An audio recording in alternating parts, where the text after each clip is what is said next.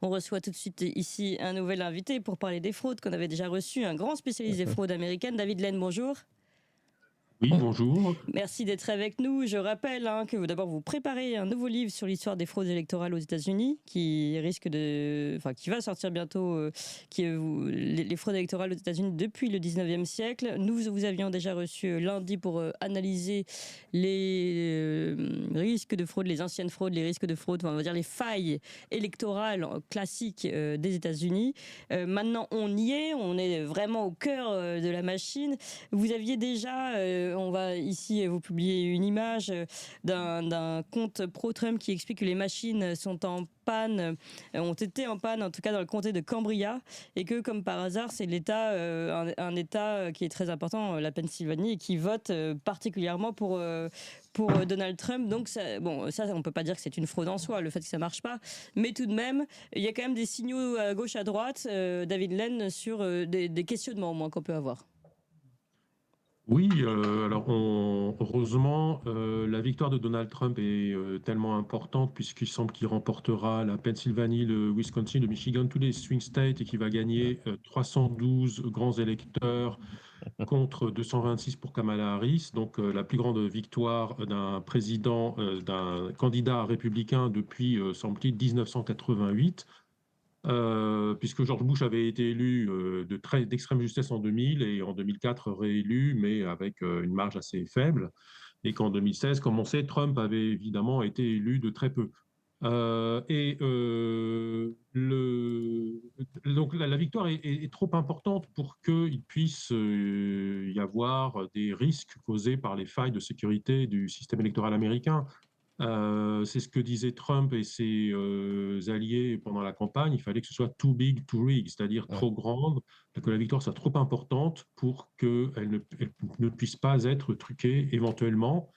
Alors, ce qui s'est passé, ce que j'ai relevé, c'est surtout disons, des dysfonctionnements, mais c'est toujours pareil. Est-ce que c'est uniquement des dysfonctionnements ou est-ce que certaines personnes ont, disons, favorisé quelques dysfonctionnements?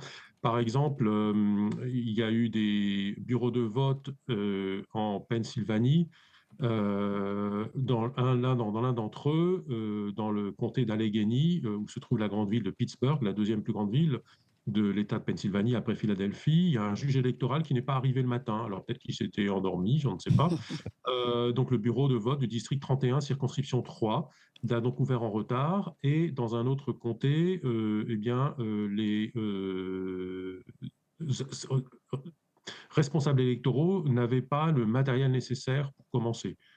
Dans un autre endroit, en Pennsylvanie encore, plus tard, il y a eu un bureau de vote qui a dû être évacué parce qu'il y a eu des personnes qui sont venues pour interrompre le décompte.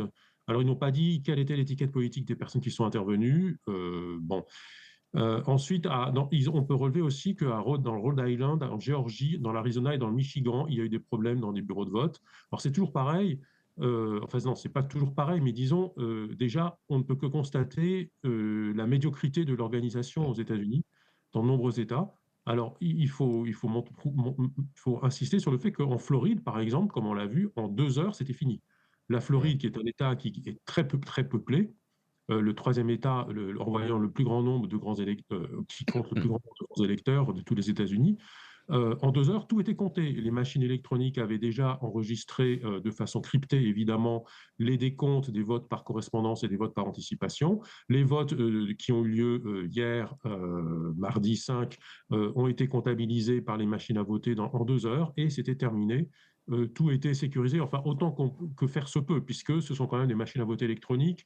Et comme je le mentionnais, me semble-t-il, dans l'émission d'hier matin, de lundi matin, d'avant-hier matin, dans une machine à voter électronique, de toute façon, même s'il n'y a pas de triche, on ne peut pas prouver qu'il n'y a pas de triche, Oui, oui. puisque la machine à voter anonymise. Alors, il y a aussi eu, par exemple, aussi en Géorgie, 5 bureaux de vote dont la fermeture a été retardée, et dans le comté de DeKalb, 7 bureaux de vote où la fermeture a été déclarée parce qu'il y a eu décalé. Ils ont repoussé de 1 ou de 2 heures dans ces bureaux de vote la fermeture. Donc, ils prolongeaient la durée pour laquelle les personnes, les électeurs pouvaient venir, parce qu'il y a eu des alertes à la bombe. Il faut savoir d'ailleurs que c'est tellement mal organisé aux États-Unis que des électeurs attendent parfois 3 heures, 4 heures, 5 heures. Il y a eu des rapports comme quoi des électeurs avaient attendu 6 heures en Géorgie. Donc vous imaginez un pays qui est quand même censé être un petit peu avancé. On voit ce que Elon Musk est capable de faire avec ses fusées extraordinaires dont il récupère les premiers étages, qui se posent au millimètre près.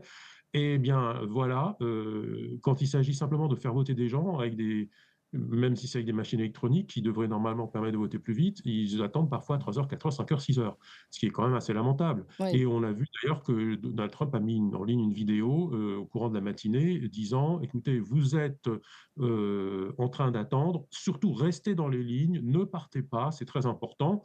Parce que, bien entendu, dans une technique qui est utilisée au XIXe siècle et au XXe siècle, peut-être encore aujourd'hui, on peut en discuter, consiste évidemment à retarder la procédure pour que des personnes Pour s'en aillent, puisque démobiliser, le mardi, les gens travaillent. bien sûr. Donc, il faut qu'ils aient pris une journée en dehors sans salaire pour voter, s'ils veulent rester pendant 6 heures devant le bureau de vote. Ouais, Alors, ouais. j'ai relevé aussi dans l'Iowa, par exemple, bon, qui n'est pas un swing state, eh bien, il y a eu des machines à voter qui ont mal fonctionné pour une cause qui n'a pas été rendue publique. Et le secrétaire d'État a dit les tabulateurs sont en panne. Ils ont donc fait venir un réparateur en urgence. Bon, c'est C'est un au peu grossier moins quand même, pour oui, le. oui.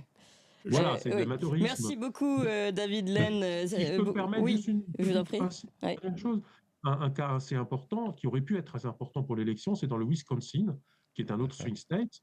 Eh bien, il y a eu 30 000 bulletins de vote qui ont dû être recomptés, qui sont probablement en ce moment même en train d'être recomptés parce qu'il y avait une erreur. Plusieurs machines n'avaient pas été correctement scellées pour être sûr qu'on ne pouvait pas accéder aux clés USB qu'elles contiennent. Donc, il y a eu des recours et un recomptage obligatoire, ce qui là encore montre l'amateurisme. Ouais, c'est quand même très important. Merci encore beaucoup, David Pardon, Len. juste Oui. un instant, si je peux me permettre, vous Oui. êtes un expert en fraude. Est-ce qu'on pourrait assister à une espèce d'ironie où le camp démocrate dit qu'il y aurait eu fraude électorale alors on a entendu, désolé, il y a quelques républicains qui fêtent ici dans les rues de Boston, mais est-ce qu'on pourrait se retrouver avec une situation justement inverse où le camp démocrate dirait, ben finalement, il y a eu fraude, alors que depuis 4 ans, ils nous disent non, c'est impossible, il n'y a aucune preuve, etc. Oh, certains vont probablement tenter de le dire. J'ai vu que sur MSNBC, qui, comme vous le savez, est un des 3 grands réseaux avec ABC, CBS, il y avait une présentatrice qui disait que la réélection du sénateur Cruz au Texas était due au fait qu'il y a des suppressions d'électeurs et qu'au Texas, dans ces circonscriptions, ils empêcheraient évidemment des hispaniques de voter, et que donc ce serait racial, raciste, etc. Ils vont très certainement parler de fraude, bien sûr, puisque en 2000, ils l'avaient fait quand George Bush a été élu de très peu, mais en 2004, on se rappelle peu, mais George Bush a été réélu avec une marge un peu plus importante, mais ils avaient lancé une opération de propagande prétendant que dans l'Ohio, des machines à voter avaient été truquées par le constructeur et avaient donné la victoire dans l'Ohio, qui était à l'époque un swing state, qui n'est plus aujourd'hui un État pivot, à George W. Bush. Des études ont été menées et finalement, même les démocrates ont été obligés de reconnaître qu'il n'y avait pas eu de fraude dans l'Ohio, mais plusieurs années après. Or là, ils détestent tellement Trump qu'ils vont tout essayer. À mon avis, il y aura sûrement certains d'entre eux qui vont dire que c'est à cause de fraude. Beaucoup vont dire que les heures les plus sombres de l'histoire sont arrivées et que voilà, Hitler est Oui, ressuscité. alors Nicolas Mirkovic de notre côté, merci encore David Len. Je rappelle, journaliste et enquêteur pour des think tanks américains et notamment un spécialiste des fraudes électorales. Merci encore et on vous reprendra probablement un peu plus tard.